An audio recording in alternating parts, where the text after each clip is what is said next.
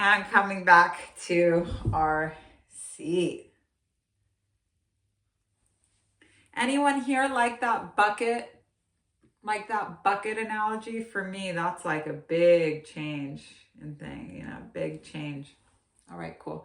I'm going to explain to you guys a little bit about how spiritual teaching works. So, well, spiritual teaching is like breastfeeding, but breastfeeding is not what a lot of people think it is. And if you're a teacher in any capacity, this will help you to understand like your social media, your long form, the curve for people paying you. But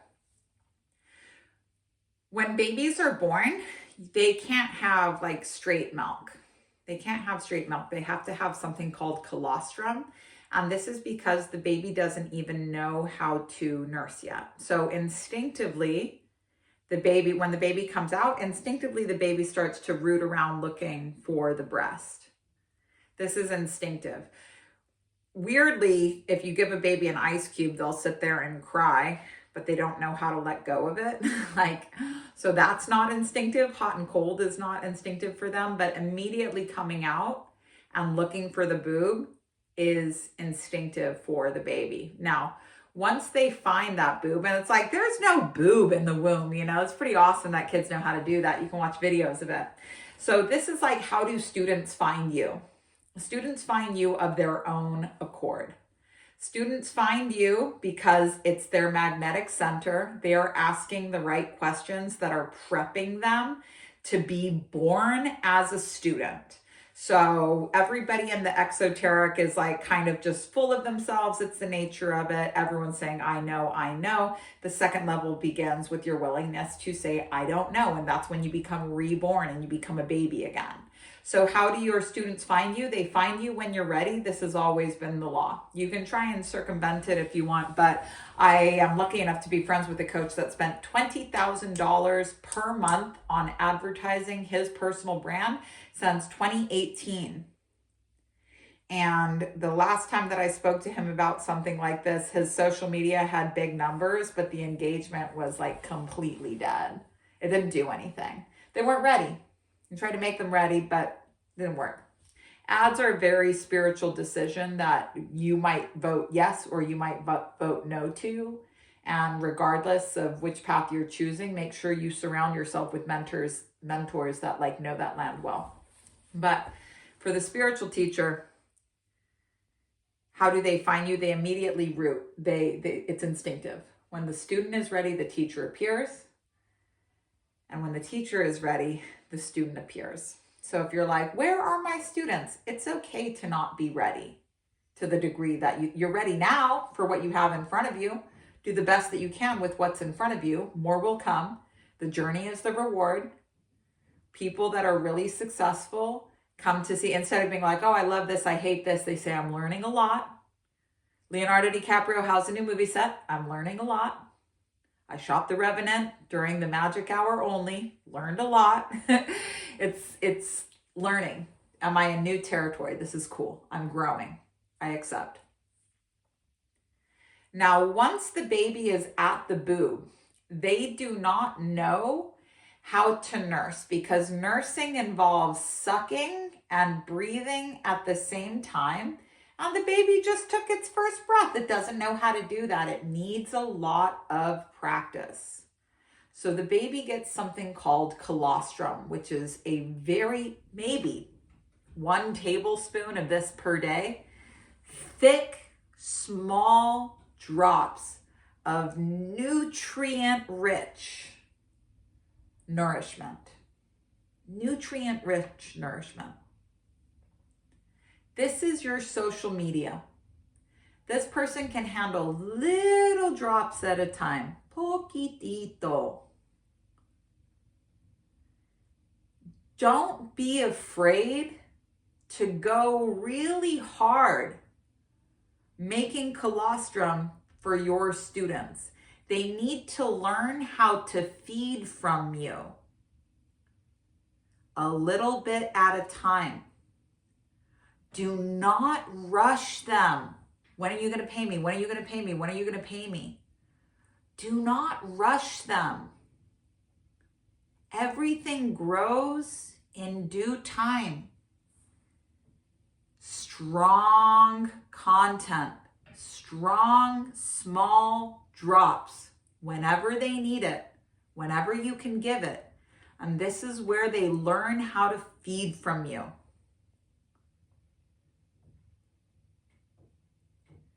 People are so afraid of being rejected. And the truth is, like, there is no rejection like this. It doesn't matter what other people think about it. It doesn't matter. Your job is not to make them receive it. Your job is to give it. You can't control the receiving of it. All you can do is give it as strong as you can. At some point, I'm learning this every single day. At some point, the reception of it has to become irrelevant. Not good, not bad. It's just not relevant to what it is that you're trying to do. Is this making more milk? No. Okay. If it's not relevant to the mission, what am I doing? It's not bringing anything to the table like a server. It's not taking anything away like a busboy. I'm just sitting at the table, dingling like a dingleberry. No. How strong, I really want you to remember this analogy. Strong, small drops. How small can you make it? How strong can you make it?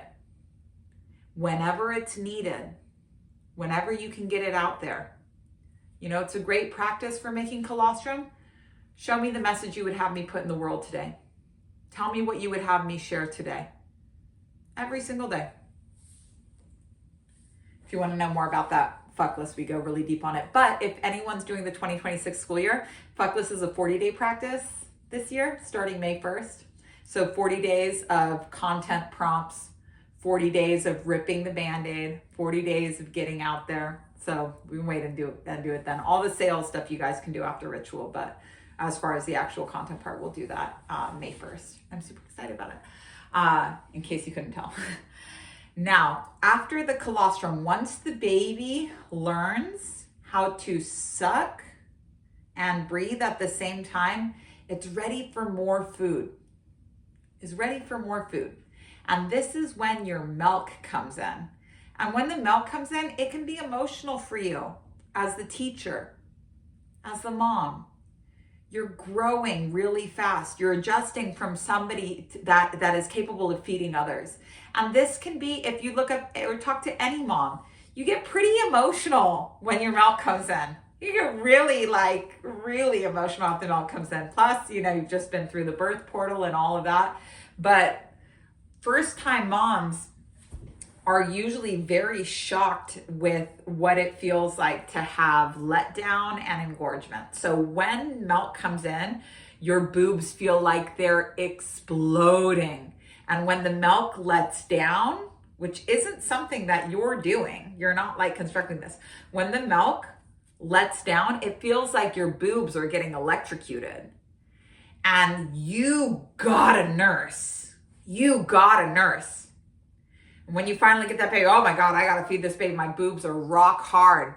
They're spraying, they're leaking. I got it. All the if any guys in Dubai are watching this, they're like, whoo. If you've ever been on social media, you always get messages from guys on Dubai asking to see, you can't show breastfeeding there. They're like super curious, very innocent, very like baby-like, but super curious about this mammalian habit or function. And it's so funny too, because people always say about like birth, it's like so weird now. People always say about like birth and nursing now, like, wow, you're like superwoman. It's like, this is just like woman. This is like, oh, you're like a superhuman. It's like actually every asshole you've ever met got here this way for the most part. It's like the most like human, it's like the most regular human function. But you really got to nurse that baby. And so when the baby comes and nurses off of you, it's such a relief. Like, it's such relief for you to be able to offload this tension and this tightness and this energy. And no amount of breast pumps do it as well as a real live baby does. My husband, when my kids didn't want to nurse and my boob would be engorged, I was like, would like ask my husband if he could do it. And we didn't even get close because I was like, this is just like too like much for me. Luckily the babies figured it out, but you really need that help. You really need that help to drain all of the nourishment that you've racked up. And if you don't let the nourishment out, you get something which really sucks called mastitis, which is basically a fever in your boob. Clogs create really quickly in your boobs. And if a clog happens, an infection happens right on its tail. And it is the highest fevers I've ever had, the worst pain too. It really sucks. The only way out of it is a lot of nursing, a lot of nursing. So a lot of times moms get mastitis when they don't realize like how much you actually have to, you can't leave when you're breastfeeding. You really just have to be around and available to breastfeed all the time. You have to constantly offload this. And this is what it means to be a teacher once you have students. So once that student's been trained on colostrum, it's ready for food. And this can be an emotional process for you to realize, oh my God, I've got a lot in here and people need this from me. And you really need that. Like, I need you guys here. I need to teach you as much as you need to be taught by me. And let's get neat out of it. Let's make it just one. I want to teach you as much as you want to be taught. It's reciprocal. Because if I don't have people to offload this onto, the teachings aren't finalized. They're not distilled. They just stay around in engorgement. So the combination of you asking and me answering, this is sacred, but it's good. This is how I get ahead in my spiritual practice. I use you to get ahead in my spiritual practice. I use you to graduate into new levels and new levels and new levels. And you use me to get what you need from me to be able to go to new levels and new levels and new levels. Now look, you look at me from the front, I got a great rack. You look at me from the back, I got a brown asshole. You look at a cow from the front, it's got udders. You turn that cow around, it's got a butthole. Everything that has the ability to create nourishment also has the ability to create shit. Everything that provides nourishment will also create shit. So you have to decide, do you want to be an expert in nourishment or do you want to be an expert in shit? Because most people are experts in shit. You cannot find a perfect teacher. The need for teachers to be perfect is just your own insecurity that you cannot be a teacher until you are perfect. And the error of creating the illusion of perfection in your teachers is something else that you're just doing to yourself so that you can be let down when they don't live up to the expectations. They never agreed on these things with you. So no teachers are gods. This is not somebody that's become superhuman. This is just humanity transcended. This is somebody that's been able to see, oh shit, heaven on earth is right here. Just because I'm not fucking O-face doesn't mean that this isn't pleasure. Like it's.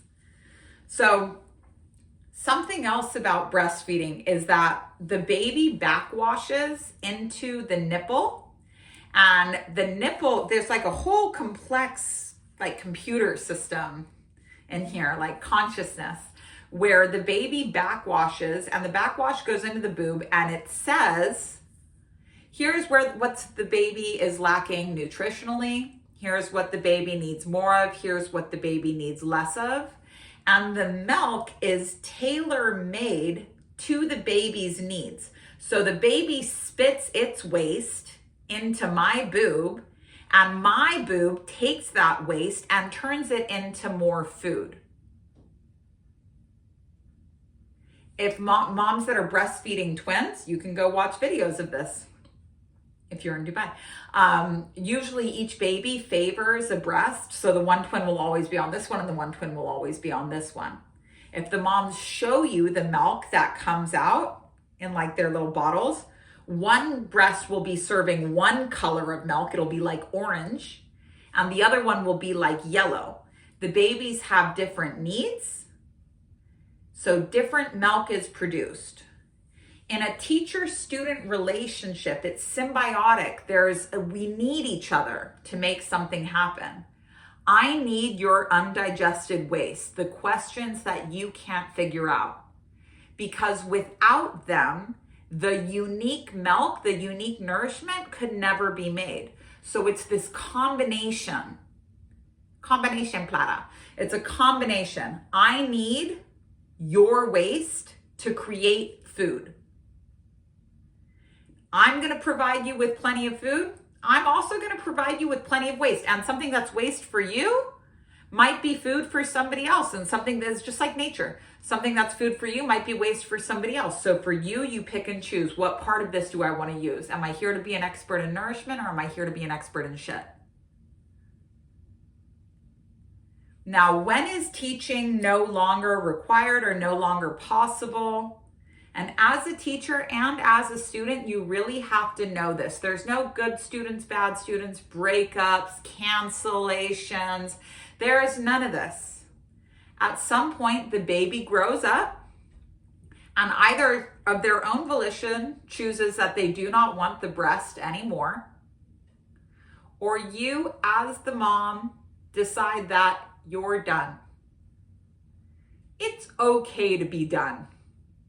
It's okay to say the cost of what this nourishment is taking from me versus what I'm able to receive and how I'm able to care for myself and others.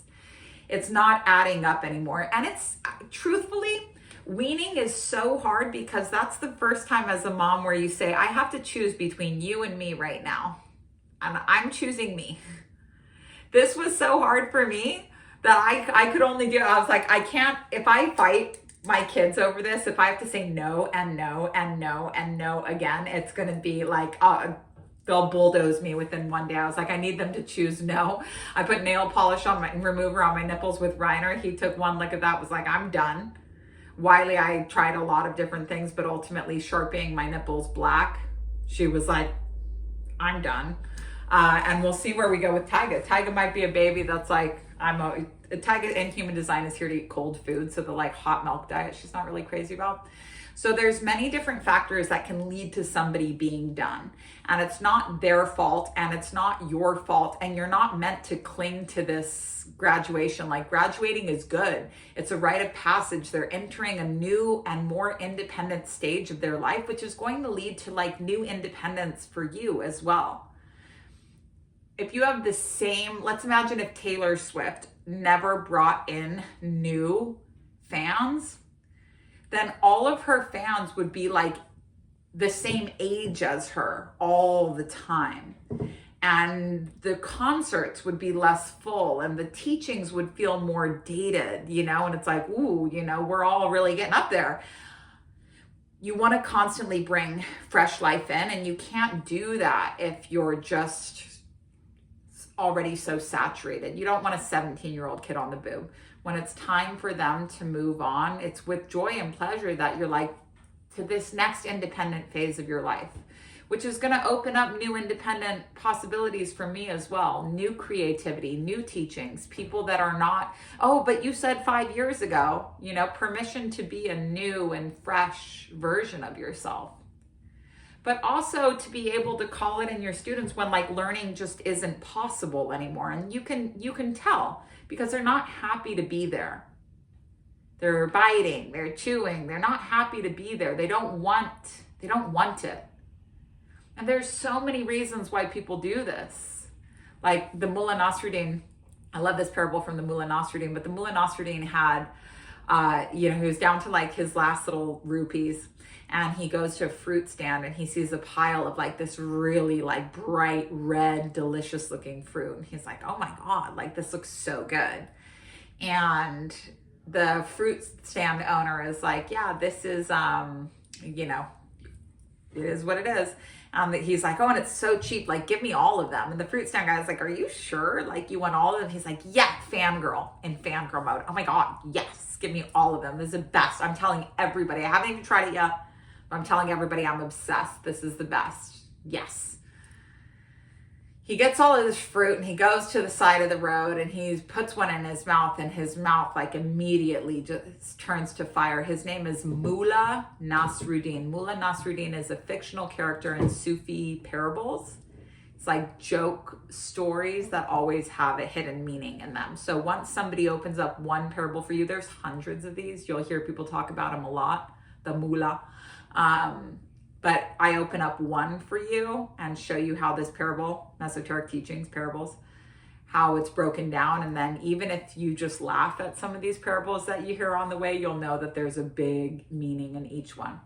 So the Mullah Nasruddin is sitting by the road and he starts putting them into his mouth, and his fucking face is like on fire. His mouth is on fire. He's like smoke coming out of his ears.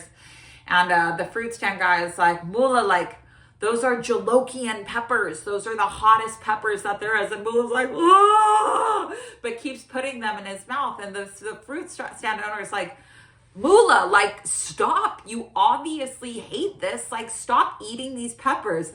And the Mullah Nasruddin is like, but I'm not eating the peppers. I'm eating my money. Couldn't accept that he made a bad investment. Didn't matter that he hated what was going on. He was like, I paid for it, so I have to be here. Don't know how to step away. The baby doesn't know how to drop the ice cube.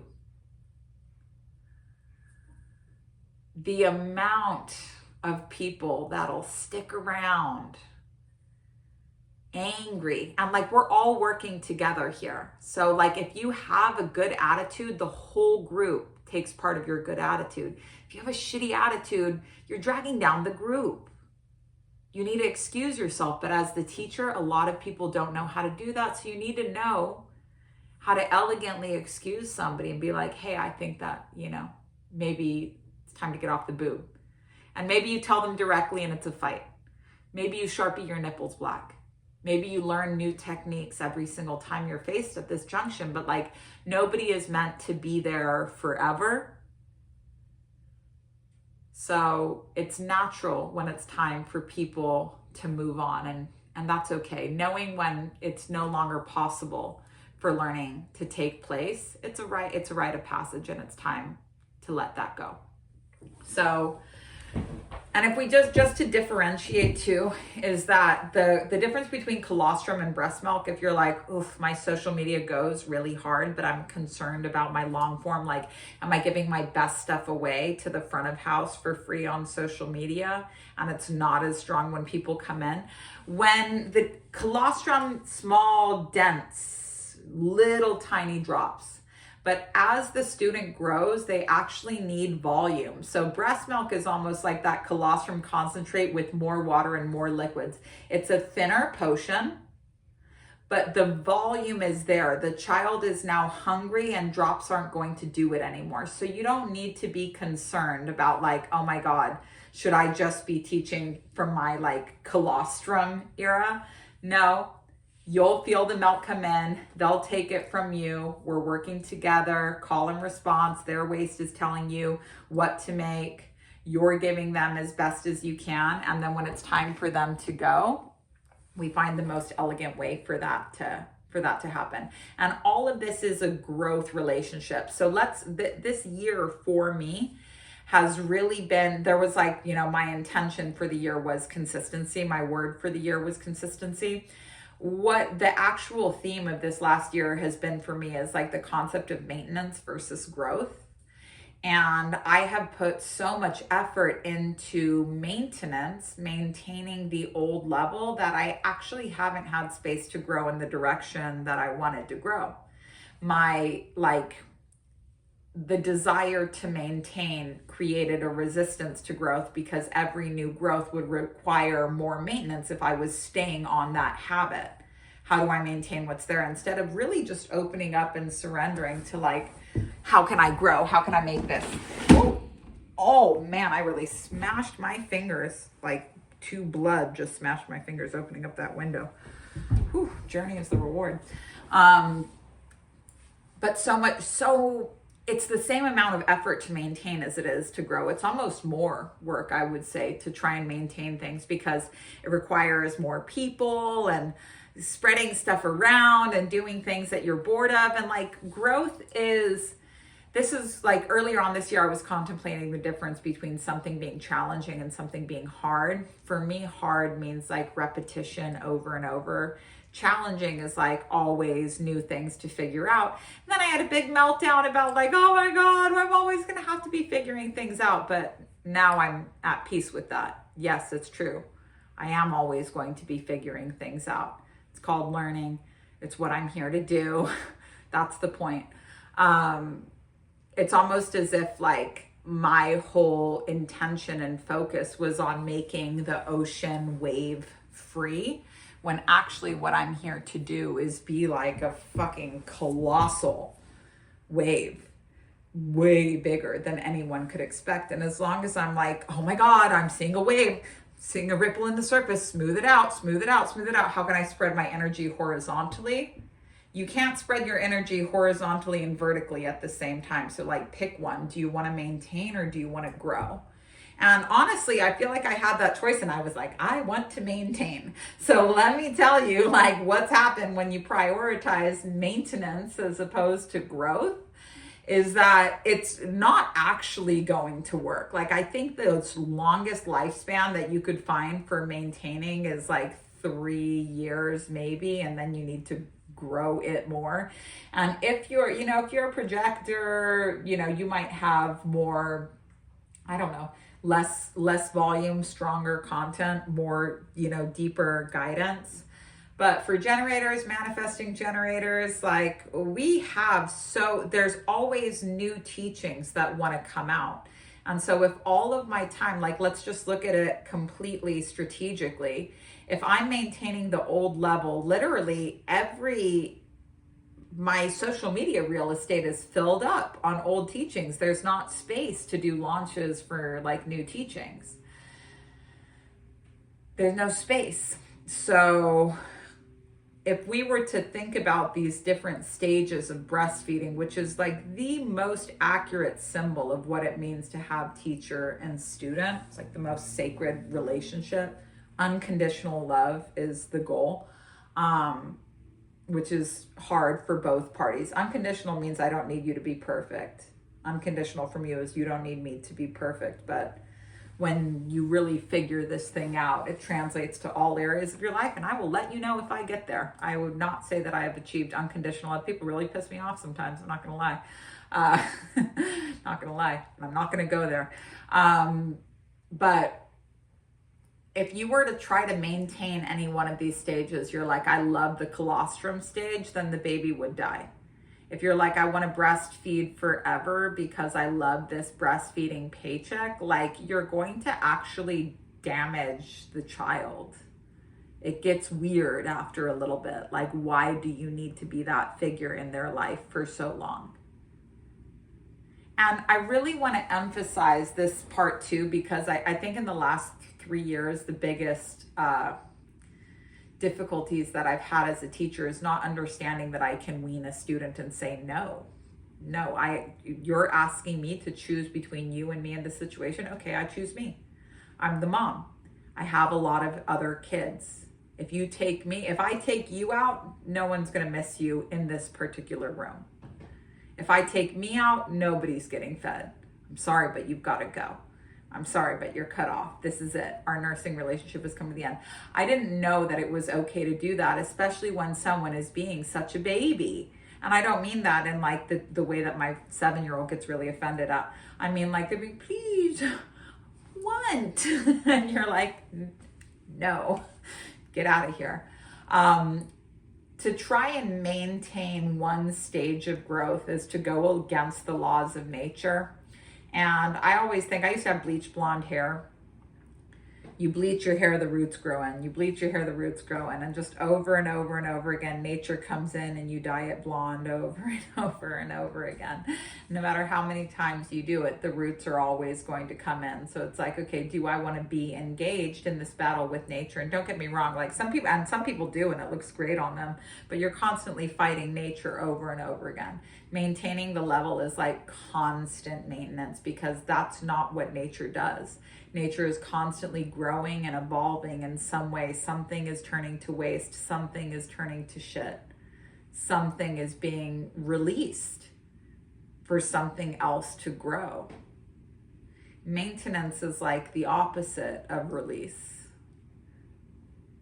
So no matter how I've wanted to design this year, this has been like the single biggest point of focus for me this year, is like, how have I been maintaining, and what would it look like to grow, and what is it that I'm super scared of right now?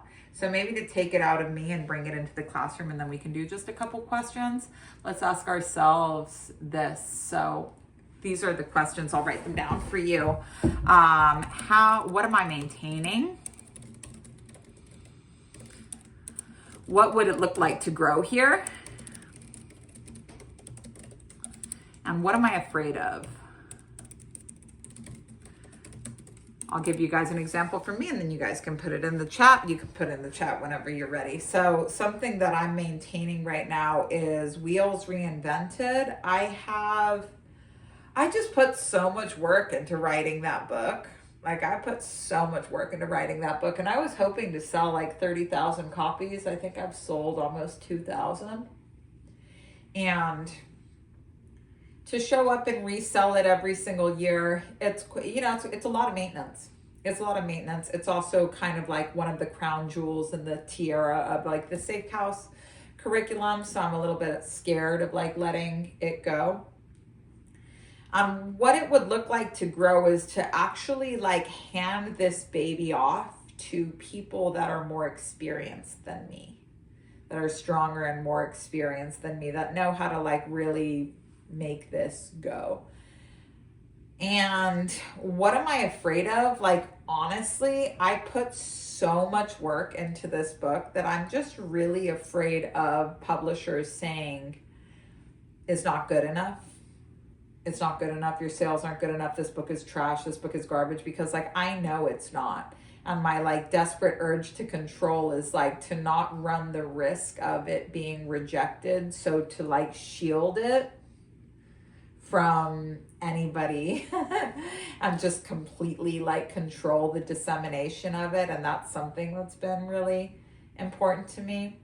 And so it's not about like overriding that fear. I can simply surrender to the fact that I'm afraid of it failing, that I'm afraid of people that are experienced in publishing saying that it's a failure.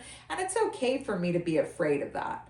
I can do my breath work. I can swallow. I can bring that into my heart and let that feeling expand and be like, I'm afraid of my book failing. Please help me.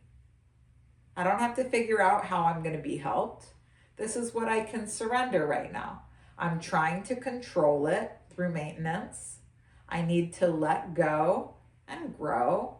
Please help me. That's what it means to surrender. Please help me. You don't have to figure out how do I let this go. You can just ask for help. It's such a good book. I know I'm really proud of that book. I'm also afraid of like recording the audiobook again, which I know that I'm going to have to do, but it's just there. It's just chapter 3. Like, I really don't, there's a scene in that, in the Manipura chakra that I just really don't like reading. I'm maintaining consistent programs available for my online and in-person students to make twice the revenue per month to grow. I'm afraid to be a target, as in the past I've been torn down when I'm successful. And yeah, like it is really hard. I wish that I could, I have been, just full disclosure, I've always been kind of like obsessed with spiritual teachers. And I know and I'm obsessed with like scandal and stuff in general, tabloids and all of that. You guys know.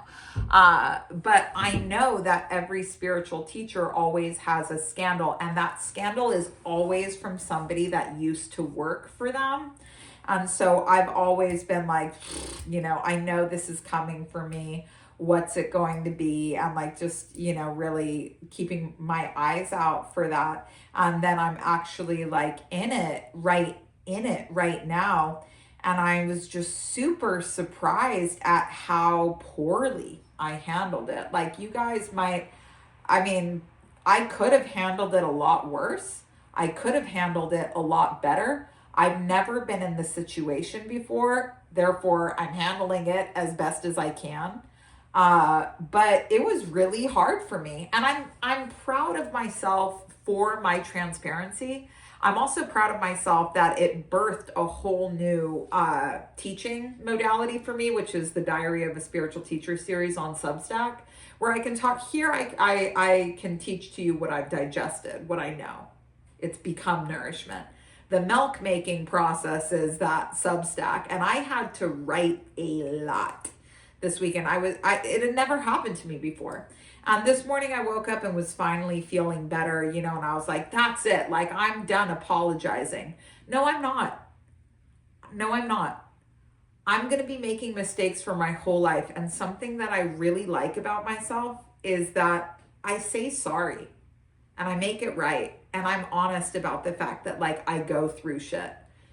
I have never seen this in a spiritual teacher before, and it's one of my highest values. It's not something that I think the industry should have. In fact, I like that it's not like that. It really bothers me. Of course, this is an aspect of like my perfectionism, which works quite well for me. Every perfectionist that I know is usually doing something pretty cool. Like, I gotta be honest, I don't know any perfectionists that are not also like highly driven and creative people. I think it might just be like an aspect. I don't think it's the worst thing to be. And the book, The Perfectionist Guide to Releasing Control, is good because like that person also understands it. And it's really just about making it work for you. But it's difficult for me when like transparency is a value that I uphold and other people don't, especially like somebody that's talking shit about me and isn't being honest about like, what did you do? Like, how can you not tell people that you did that thing? It drives me super crazy, and I have not been handling it well. I've been handling it the best that I can. I don't want to pretend to be more enlightened than I am. Like, that's the truth of me as a teacher, but I desperately want to be more enlightened than I am. So it's a paradox. Like, I don't want to pretend that I'm there yet, but like, I really want to be there. And because I cannot be there, all I can be is here. And here for the first time, struggling. I'm struggling. And I see it as just being, it's like, okay, it's time for me to release this. It's time for me to go, to let something shed off and die. But I'd be lying to you if I didn't say that I was attached to every single thing. You know, it's almost like every time you're growing, it's like, okay, you're going to sacrifice a limb. And you say, okay, I've made my peace with it. I'm going to let you have my pinky. I feel good. And then you actually get to, and it's like, it's going to cost you an arm and you don't have a choice in it. And it's going to be that arm right there. And we're going to be taking this now. And you're like, I'm like, wait, I had wrapped my head around pinky and you're saying arm. But I'm doing the best that I'm doing the absolute best that I can. And I might not be able to, I'm really, really hard on myself when I make mistakes, really hard on myself. I do my best to make it right, but then I'm basically like self-flagellating. I was self-flagellating all day Saturday because I defended myself in a way that nobody would like even notice. And then I cried all day Sunday, which anytime I'm having a big blah, I'm always remembering back here, like every tear is a paycheck. I'm like, man, when this becomes milk though, when this gets, woo, you know, this is going to sound different. So please, if you guys are ever having a big meltdown, just remember my words in the Freya cries golden tears. Every tear is a paycheck. You'll be rich at the end of this, I swear. And let the tears flow. And I was so happy for my husband for like really instigating. Are you sure you don't want to talk about something? Are you sure? And then I cried for like 4 hours straight. It was great. And then I started my period. I was like, great. And now I feel much better. But I'm really like hard on myself when I make mistakes. And I was like talking to my teacher about it, and he was like, look, like You do this is your way of making sure that like you don't make the mistake again. Like you rake yourself over the coals over and over and over again so that you remember this moment, so that's less likely to happen again. Like you can try to edit this process out, but it's doing something right now. In nature, like everything is doing something. And we're all just growing the best we can. Like some years we have like black walnut trees around here, which my neighbors keep making fucking tinctures and bringing them to me, which I hate because they're always like 100 proof bourbon.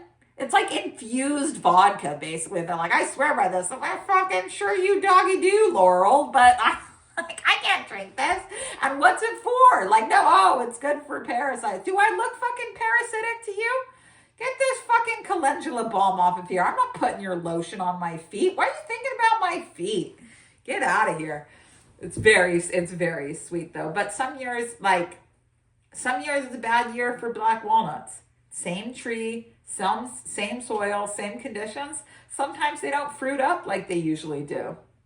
And that's just nature. Some years are like leaner than others. It doesn't mean the tree's bad. It's the fruit is a byproduct of like the whole environment, all of the different factors. And it's not just up to you. You're not just like, oh my God, how do I do this? How do I do this? It's the air, it's the space, it's the soil, it's the timing. It's what the ground needs. It's so much bigger than you. Like what, if you take one thing away from this, success is natural. Success is natural for you if you don't quit. You're always going to get a proportionate amount of success. Does that mean that you neglect business teachings, that you stop learning new things? No, that would be maintaining an old level. Learning new things. How do I grow more? And being content to learn things. But it's natural for you. You don't have to force it. You don't have to blame yourself when it goes right or wrong. Just keep showing up. Just keep showing up. You're doing it for you. You know at this point that you get stronger every time you share what it is that you're learning. The journey is the reward, and the success will come. Fuck the percentiles. Fuck the baby's eating, you're feeding it, it's growing at the right rate. It's all going to happen. It's all going to happen at the right time. The students I have or had are ready to get off the boobs. Yes, but here's something to really think about. Thank you so much for bringing this up. When you get pregnant, a lot of times your breast milk becomes salty. Now, if you have a real tit pig like Reiner, sometimes they don't mind that the milk has changed, that the flavor of the milk has actually changed. But this is your body's way of saying a new teaching is coming through. I have a new baby, a new student to feed. So I'm switching up the milk on you. This happens naturally in your body. The best way to shake those old students off of your titties is to start giving them new nourishment. Go to that next level, knowing it's going to piss them off. Knowing that they're going to say, tastes different. Yeah, it do. That's the point. But when you're stuck in that, how do I maintain the old level? You are so afraid of pissing off the old students that you won't serve them anything new. So why would they go? They're showing up day after day after day to get the same exact thing from you. You hate it, they hate it, and people watching saying, homie, you got a full-grown man hanging off your boob. You're in that Game of Thrones thing. That's weird. That's gross. That's gross for them. That's gross for you. What does that feel like? Ugh. I love seeing this in like cats as well, because I love everything that I teach always is informed by and always like touches back to nature in some way. And I love that like being natural now is super weird. You're like, oh, it's so weird. I can't figure this out. It's like, it's just nature. But cats will like sit there and let all their, 5 kittens, 7 kittens, all on a different nipple, nursing each other. My daughter drew a picture of a cat the other day in a bikini, and the bikini had like 10 triangles. It's super wily. It's like so funny. So cool. What a cool kid. So amazing to see what they learn naturally. It's like so rad, so much all the time. But cats will sit there and they've got all their cage kitten on a different nipple and they're clawing and pawing each other. And the mom will sit there and be like, fine with it. But when she's done, she just stands up and walks away and the babies just fall off. And where are you going, dude? But when she's done, she just walks straight out the door and fuck all y'all guys. I'm out of here. I've had enough of this. And you are not a cat. So you are not a cat.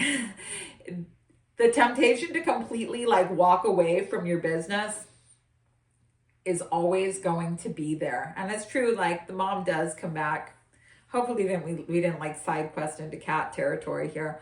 But the best way to go by like the human side of it, naturally when a new baby wants to come in, new nourishment is meant to be created, the milk will get salty in an attempt to like repel the child, so that you can focus on creating new nourishment and a new level. So many people are afraid of like pissing off their students, and entertain the idea that like your best customer is your worst customer. That customer that showed up every single day for your 365-day meditation marathon is actually commandeering your creativity way too much. That this person be like, I'm a little afraid. I just don't want you to be the person that does something like this. I don't want to change it up. Give them the salt. Give them the salt. And if they can handle it, great. But the best way to refresh your audience is to serve new food. And if it's not possible for you to do that, it is most likely because without knowing it, you have focused all of your energy and attention on maintaining what's there versus going towards what's new. So change is the price of progress. The new version of you always is going to cost you the old version of you. And as your crowd increases, the more confining it can feel, and it's your job to not give into that, to keep cracking into new territory. The myth is that, oh my God, what's going to happen to my paycheck if I stop maintaining everything? Yeah, here in magic, we eat everything. You have valid fears there, but just because you're afraid of what would happen if you stopped maintaining the systems doesn't mean that we're allowed to just stay stuck. And just because we want to grow doesn't mean we abandon everything that we've built up to this point. We have a responsibility to our work. So it's your job here. I can give you this teaching. How you receive it is now up to you.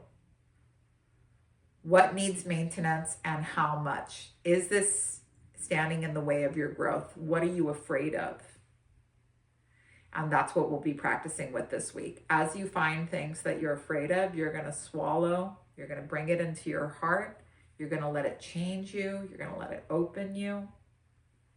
And then we'll talk about it at our support call on Wednesday. All right, I'm going to wrap up here, you guys. Thank you very much. I had a great time here teaching with you guys.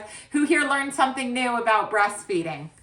It's fucking cool, right? It's fucking cool. And just to nobody can ever take away your powers. Nobody. But they can very easily convince you to give them away. Women have been told you shouldn't have to breastfeed. Anybody, shouldn't it be everybody's responsibility to feed the baby, the dad too? If you bottle feed them, if you get this AI nourishment and mix it with water, anyone could feed the baby, right? Think about how much you could do with all of your free time. On the spiritual path, we say, I want to. I'll keep my powers, thank you. Thank you. Don't let somebody trick you into thinking that the ability to bleed and not die, to birth without fear, to feed a baby, don't let anyone convince you that these are curses. These are fucking powers right here. Jealous, men? Are you guys jealous? Okay, good. All right, everybody. Thank you. Have a good day. I'll see you guys on Wednesday. Magic is onboarding tomorrow. We fixed that link. So thank you very much. Bye.